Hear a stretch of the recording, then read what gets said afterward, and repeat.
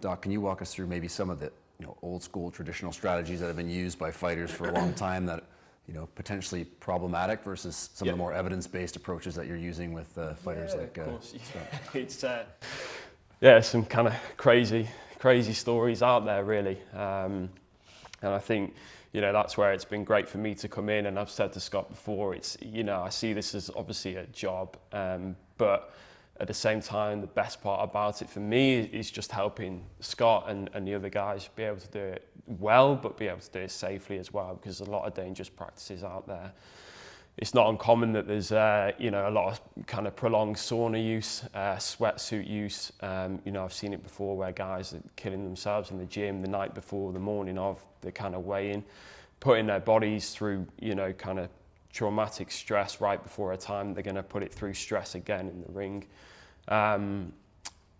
Just not eating. Sometimes athletes just won't eat at all, and then sometimes they can't sustain that, and they might try not to eat for 4, 5, 6, 7 days before the weigh-in, and not drink anything either. So they're just putting their bodies through such stress, and in actual fact, they just don't. It's not necessary in 99% of circumstances, and if it is necessary, then they're fighting in the wrong weight category.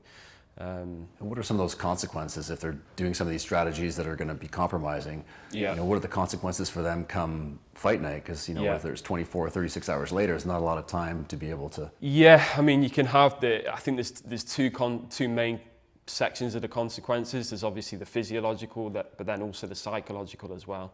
Particularly if that other person sees their opponent making the weight pretty well or having no real issues. So it has a psychological impact.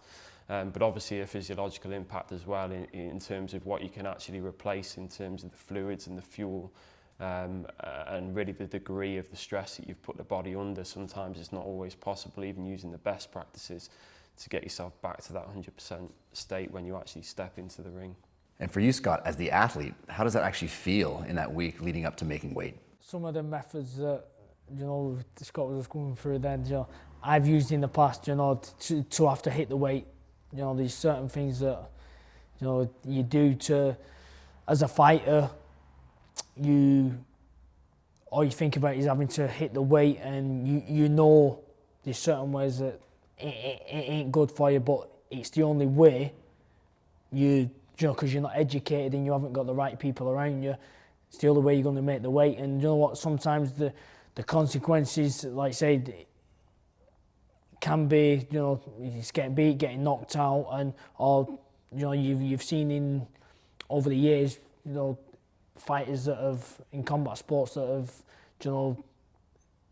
had serious injuries, and, it's been life-threatening injuries, so it's a dangerous thing to do, and it's like now more people are more educated, and people are, more aware of, and there's more people like Scott giving advice to, especially to the younger fighters coming through now.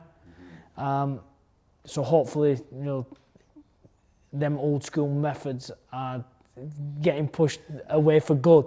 But like normally, the week of the fight, I'm normally grumpy.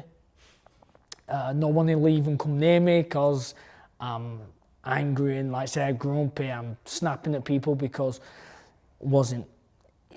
I used to cut down on my fluid, my food, and my body and my mind would be under stress, and I'd be very agitated.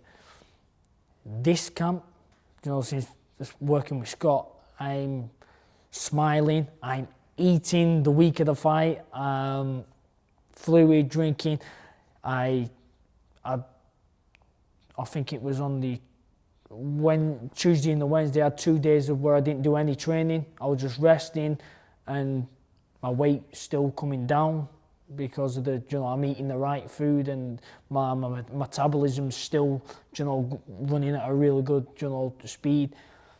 So it's like night and day, and I just wish I would have been working with Scott since the start of my career, or 6 years ago, because this camp, the last camp was probably the happiest camp that I've ever had, and the only difference was with Scott.